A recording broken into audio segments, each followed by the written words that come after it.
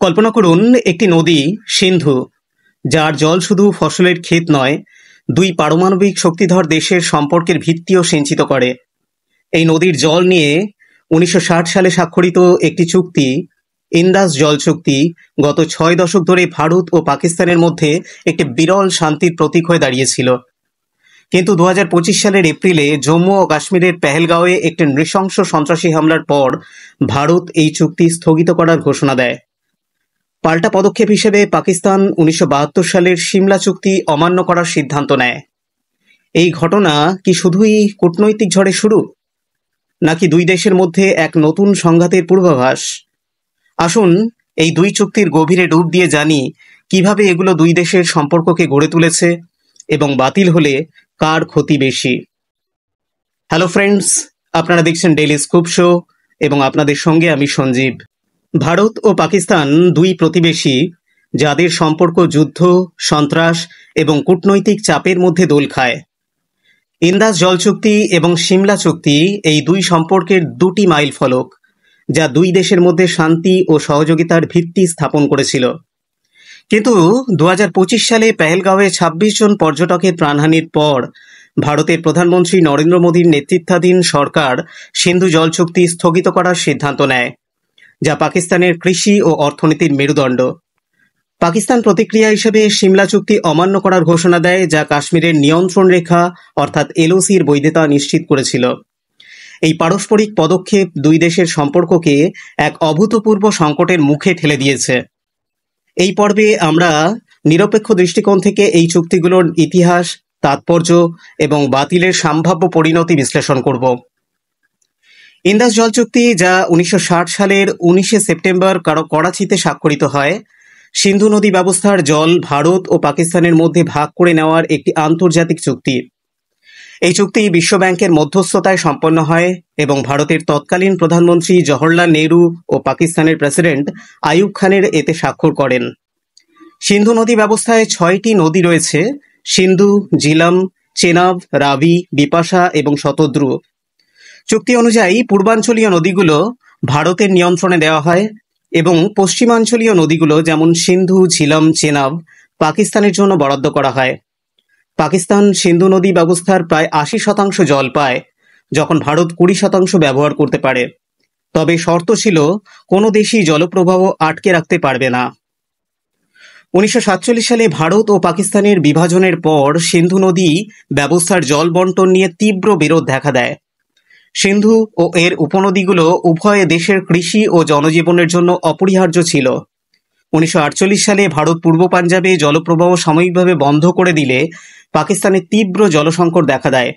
এই ঘটনা দুই দেশের মধ্যে উত্তেজনা বাড়িয়ে দেয়। বিশ্বব্যাংক 1951 সালে মধ্যস্থতা শুরু করে এবং 9 বছরের দীর্ঘ আলোচনার পর 1960 সালে চুক্তি স্বাক্ষরিত হয়। এই চুক্তি শুধু জল বন্টনই নয়, একটি স্থায়ী ইন্দাস কমিশন গঠনের মাধ্যমে বিরোধ নিষ্পত্তির ব্যবস্থাও করেছিল। এটি বিশ্বের সবচেয়ে সফল জল বন্টন চুক্তিগুলোর মধ্যে একটি হিসেবে বিবেচিত হয়, যা 1965, 1971 এবং 1999 সালের যুদ্ধের সময়ও অক্ষত ছিল। বিশ্বব্যাংক শুধু মধ্যস্থতাই করেনি, পাকিস্তানের সেচ অবকাঠামো উন্নয়নের জন্য $895 মিলিয়ন আর্থিক সহায়তা প্রদান করেছিল, যা আজকের মূল্যে প্রায় $8 বিলিয়ন। ভারত পশ্চিমাঞ্চলীয় নদীগুলোর 80% জল পাকিস্তানকে দিয়ে নিজের কৃষি সম্ভাবনাকে সীমিত করেছিল, যা জম্মু ও কাশ্মীরের উন্নয়নের জন্য বাধা হয়ে দাঁড়িয়েছিল। এটি ছিল ভারতের একটি ত্যাগ। 2008 সালের মুম্বই হামলা এবং 2016 সালের উরি হামলার পরও ভারত এই চুক্তি বাতিলের কথা ভাবেনি, যা এর কূটনৈতিক গুরুত্ব প্রমাণ করে। এবার আসি সিমলা চুক্তি প্রসঙ্গে। সিমলা চুক্তি 1972 সালের 2রা জুলাই হিমাচল প্রদেশের সিমলায় স্বাক্ষরিত হয়। ভারতের তৎকালীন প্রধানমন্ত্রী ইন্দিরা গান্ধী এবং পাকিস্তানের প্রেসিডেন্ট জুলফিকার আলী ভুট্টো এতে স্বাক্ষর করেন। এই চুক্তি 1971 সালে ভারত পাকিস্তান যুদ্ধের পর স্বাক্ষরিত হয়, যার ফলে পাকিস্তান বিভক্ত হয়ে বাংলাদেশ সৃষ্টি হয়। চুক্তির মূল উদ্দেশ্য ছিল দুই দেশের মধ্যে শান্তি প্রতিষ্ঠা, কাশ্মীরে নিয়ন্ত্রণ রেখা অর্থাৎ এলওসি স্থাপন এবং দ্বিপাক্ষিক আলোচনার মাধ্যমে বিরোধ নিষ্পত্তি। চুক্তি অনুযায়ী দুই দেশ একে অপরের সার্বভৌমত্ব ও আঞ্চলিক অখণ্ডতাকে সম্মান করবে এবং কাশ্মীর ইস্যুতে তৃতীয় পক্ষের হস্তক্ষেপ ছাড়াই সমাধানের চেষ্টা করবে বলা হয়।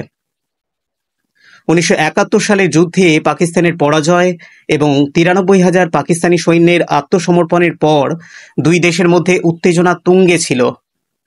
ভারত এই যুদ্ধে কাশ্মীরের কিছু অংশ দখল করেছিল এবং পাকিস্তানের পূর্বাঞ্চল অর্থাৎ বর্তমান বাংলাদেশ স্বাধীন হয়ে গিয়েছিল।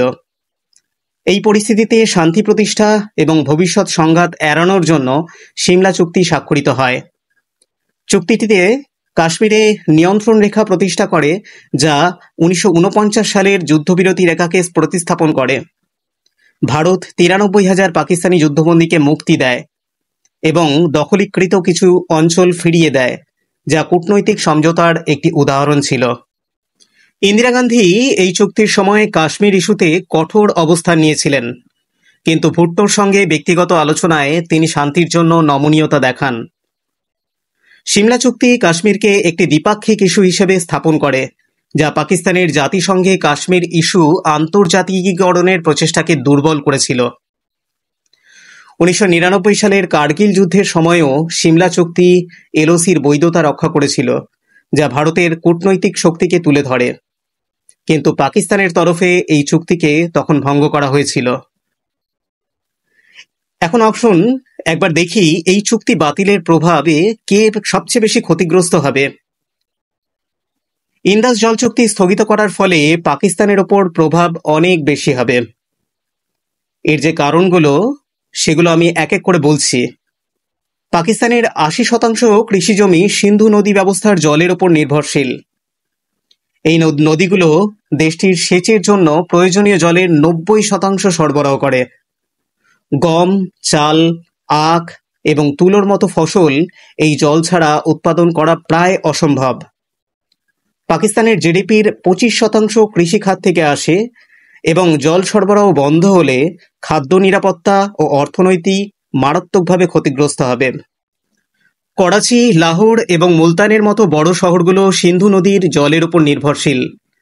জল সরবরাহ কমে গেলে শহরগুলোতে পানীয় জলের সংকট দেখা দেবে, যা জনজীবনে অস্থিরতা সৃষ্টি করবে। পাকিস্তানের তারবেলা এবং মাংলা জলবিদ্যুৎ কেন্দ্র সিন্ধু নদীর জলের উপর নির্ভরশীল। জলপ্রবাহ কমে গেলে বিদ্যুৎ উৎপাদন ব্যাহত হবে, যা শিল্প ও গৃহস্থালী খাতে সংকট সৃষ্টি করবে। এবার এর দীর্ঘমেয়াদী প্রভাব হিসেবে বলা যেতে পারে, ভারত যদি সিন্ধু, ঝিলাম এবং চেনাব নদীতে বাঁধ নির্মাণ করে, তবে পাকিস্তানের জল সরবরাহ আরও কমে যাবে। বিশেষজ্ঞদের মতে এটি পাকিস্তানের পাঞ্জাব ও সিন্ধু প্রদেশকে প্রায় জলশূন্য করে ফেলতে পারে। এবার যদি ভারতের ক্ষতির কথায় আসি, তাহলে বলা যায় যে ভারতের ক্ষতি তুলনামূলকভাবে অনেক কম। ভারত ইতিমধ্যে পূর্বাঞ্চলীয় নদীগুলোর জল ব্যবহার করে এবং জম্মু ও কাশ্মীরের জলবিদ্যুৎ প্রকল্প নির্মাণের মাধ্যমে অতিরিক্ত জল ব্যবহার করতে পারে। তবে চুক্তি বাতিলের ফলে ভারত আন্তর্জাতিক সমালোচনার মুখে পড়তে পারে, কারণ এটি একটি বিশ্বব্যাংক মধ্যস্থতাকৃত চুক্তি। পাকিস্তানের সিমলা চুক্তি অমান্য করার সিদ্ধান্ত ভারতের তুলনায় পাকিস্তানের জন্যই বেশি ক্ষতিকর হতে পারে। এর কারণগুলো হলো, সিমলা চুক্তি কাশ্মীরে নিয়ন্ত্রণ রেখা অর্থাৎ এলওসির বৈধতা প্রতিষ্ঠা করেছিল। এটি অমান্য করলে এলওসির আন্তর্জাতিক স্বীকৃতি প্রশ্নের মুখে পড়বে, যা পাকিস্তানের কাশ্মীর দাবিকে দুর্বল করবে। ভারত কাশ্মীরকে একটি আভ্যন্তরীণ ইস্যু হিসেবে উপস্থাপন করতে সক্ষম হবে, যা পাকিস্তানের জাতিসংঘে কাশ্মীর ইস্যু আন্তর্জাতিকীকরণের প্রচেষ্টাকে আরও বাধাপ্রাপ্ত করবে। এলওসির বৈধতা নিয়ে প্রশ্ন উঠলে সীমান্তে সংঘর্ষের সম্ভাবনা বাড়বে। পাকিস্তানের সামরিক ও অর্থনৈতিক সক্ষমতা ভারতের তুলনায় অনেক দুর্বল, তাই যুদ্ধ বা সংঘাতে পাকিস্তান বেশি ক্ষতিগ্রস্ত হবে।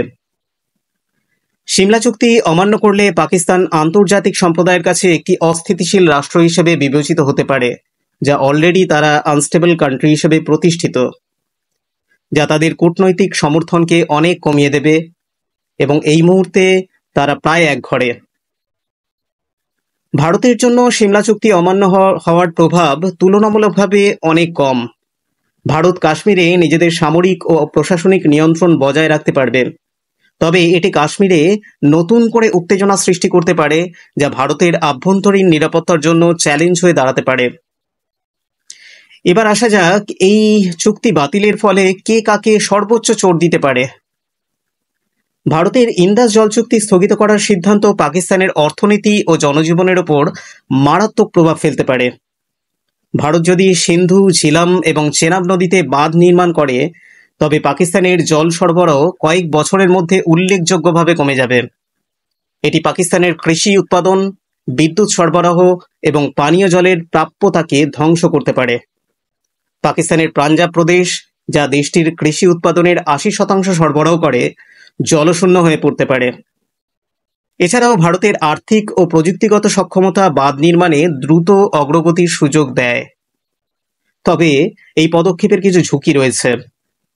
বিশ্বব্যাংক এবং আন্তর্জাতিক সম্প্রদায় ভারতের এই একতরফা সিদ্ধান্তের সমালোচনা করতে পারে। পাকিস্তান এটিকে জলযুদ্ধ হিসেবে উপস্থাপন করে আন্তর্জাতিক সমর্থন আকর্ষণের চেষ্টা করছে। তবুও ভারতের ভূরাজনৈতিক প্রভাব এবং অর্থনৈতিক শক্তি এই সমালোচনা মোকাবেলায় সহায়ক হবে। পাকিস্তানের সিমলা চুক্তি অমান্য করার সিদ্ধান্ত ভারতের জন্য কাশ্মীরে নতুন উত্তেজনা সৃষ্টি করতে পারে। এলওসির বৈধতা প্রশ্নবিদ্ধ হলে পাকিস্তান সীমান্তে সন্ত্রাসী অনুপ্রবেশ বাড়ানোর চেষ্টা করতে পারে। এছাড়া পাকিস্তান কাশ্মীর ইস্যুকে আন্তর্জাতিক মঞ্চে তুলে ভারতের ওপর কূটনৈতিক চাপ সৃষ্টির চেষ্টা করতে পারে। তবে এই পদক্ষেপের কিছু সীমাবদ্ধতা রয়েছে। পাকিস্তানের সামরিক সক্ষমতা ভারতের তুলনায় অনেক কম। একটি পূর্ণাঙ্গ সংঘাতে পাকিস্তান পরাজিত হওয়ার সম্ভাবনা অনেক বেশি। পাকিস্তানের অর্থনীতি ইতিমধ্যেই দুর্বল। শেয়ার বাজারে পতন এবং আইএমএফের পূর্বাভাস কমে যাওয়া ইঙ্গিত দেয় যে দেশটি দীর্ঘমেয়াদী সংঘাত বহন করতে পারবে না। পাকিস্তানের সন্ত্রাসবাদের সঙ্গে যোগসূত্রের অভিযোগ আন্তর্জাতিক সমর্থন পাওয়ার পথে বাধা। সুতরাং ভারতের ইন্দাস জল চুক্তি স্থগিত করার পদক্ষেপ পাকিস্তানের তুলনায় অনেক বেশি ক্ষতিকর, কারণ এটি পাকিস্তানের অস্তিত্বের মূল উপাদান জলকে সরাসরি আঘাত করে। ভারতের দৃষ্টিকোণ থেকে ইন্দাস জল চুক্তি স্থগিত করার সিদ্ধান্ত পাকিস্তানের বিরুদ্ধে একটি কৌশলগত পদক্ষেপ। পেহেলগাঁও হামলা, যেখানে পাকিস্তান ভিত্তিক জঙ্গি সংগঠন দ্য রেজিস্ট্যান্স ফ্রন্ট দায় স্বীকার করেছে, ভারতের জাতীয় নিরাপত্তার জন্য একটি গুরুতর হুমকি। এই হামলার পর ভারতের প্রধানমন্ত্রী নরেন্দ্র মোদী, স্বরাষ্ট্রমন্ত্রী অমিত শাহ এবং প্রতিরক্ষামন্ত্রী রাজনাথ সিং স্পষ্টভাবে বলেছেন যে সন্ত্রাসবাদের বিরুদ্ধে কঠোর ব্যবস্থা নেওয়া হবে। ইন্দাস জল চুক্তি স্থগিত করা এই ব্যবস্থার একটি অংশ, যা পাকিস্তানকে অর্থনৈতিক ও জনজীবনের দিক থেকে চাপে ফেলবে। ভারতের জন্য এই পদক্ষেপের সুবিধা হল পাকিস্তানকে সন্ত্রাসবাদের সমর্থন বন্ধ করতে বাধ্য করা। জল সরবরাহের উপর নির্ভরশীলতার কারণে পাকিস্তান সরকারের উপর আভ্যন্তরীণ চাপ বাড়বে। চুক্তি স্থগিত হলে ভারত জম্মু ও কাশ্মীরে জলবিদ্যুৎ প্রকল্প নির্মাণ ত্বরান্বিত করতে পারবে, যা অঞ্চলের অর্থনৈতিক উন্নয়নে সহায়ক হবে। এছাড়াও ভারত এই পদক্ষেপের মাধ্যমে বিশ্বকে দেখিয়েছে যে সন্ত্রাসবাদের বিরুদ্ধে তার জিরো টলারেন্স নীতি। তবে এর কিছু ঝুঁকিও রয়েছে। আন্তর্জাতিক সম্প্রদায়, বিশেষ করে বিশ্বব্যাংক, এই একতরফা সিদ্ধান্তের সমালোচনা করতে পারে। পাকিস্তান এটিকে জল যুদ্ধ হিসেবে উপস্থাপন করে চীন ও অন্যান্য মিত্রদের সমর্থন চাইতে পারে। তবুও ভারতের অর্থনৈতিক ও সামরিক শক্তি এই ঝুঁকি মোকাবেলায় যথেষ্ট সক্ষম। পাকিস্তানের সিমলা চুক্তি অমান্য করার সিদ্ধান্ত ভারতের জন্য কিছুটা চ্যালেঞ্জ সৃষ্টি করলেও এটি পাকিস্তানের নিজের ক্ষতি বেশি করবে। ভারত কাশ্মীরে নিজের সামরিক উপস্থিতি বাড়িয়ে এবং আন্তর্জাতিক মঞ্চে পাকিস্তানকে দ্বিপাক্ষিক ইস্যু হিসেবে উপস্থাপন করে পাকিস্তানের প্রচেষ্টাকে নস্যাৎ করতে পারে। সবশেষে এটা বলা যায়, পেহেলগাঁওয়ে নিরীহ ভারতীয় হিন্দু পর্যটকদের ওপর পাকিস্তান সমর্থিত সন্ত্রাসীদের নৃশংস হামলা ভারতের ধৈর্যের সীমা ছাড়িয়ে গেছে। দীর্ঘদিন ধরে ভারত পাকিস্তানের পৃষ্ঠপোষকতায় পরিচালিত এই অরাষ্ট্রীয় সন্ত্রাসী হামলা সহ্য করেছে, কিন্তু প্রতিটি সহনশীলতারও একটি শেষ বিন্দু থাকে। ইন্দাস জল চুক্তি স্থগিত এবং সিমলা চুক্তির প্রতি পাকিস্তানের বিশ্বাসঘাতকতা এই সংকটের দুটি মুখ। নরেন্দ্র মোদীর নেতৃত্বে নতুন ভারত সন্ত্রাসবাদের বিরুদ্ধে জিরো টলারেন্সের নীতি গ্রহণ করেছে। শান্তি প্রতিষ্ঠার জন্য কখনো কখনো কঠোর পদক্ষেপ, এমনকি যুদ্ধের প্রয়োজন হয়। এই পদক্ষেপ শুধু পাকিস্তানের জন্য একটি সতর্কবার্তা নয়, বিশ্বের কাছে ভারতের অটল প্রতিজ্ঞার প্রতিফলন যে সন্ত্রাসের মূল্য চোকাতে হবে এবং ভারত এখন আর পিছপা হবে না। এই নতুন অধ্যায়ে ভারত শান্তির পক্ষে একটি অগ্রদূত হিসেবে তার ভূমিকা পালন করবে। এ বিষয়ে আপনার কি মত কমেন্ট বক্সে জানাতে পারেন। পর্বটি ভালো লাগলে লাইক, শেয়ার এবং সাবস্ক্রাইব করতে ভুলবেন না, এবং পরবর্তী পর্বের নোটিফিকেশন পেতে বেল আইকনটি অবশ্যই প্রেস করবেন। আজ এখানেই শেষ করছি, আবার দেখা হবে পরবর্তী পর্বে। সকলে সুস্থ থাকুন, সকলকে অসংখ্য ধন্যবাদ।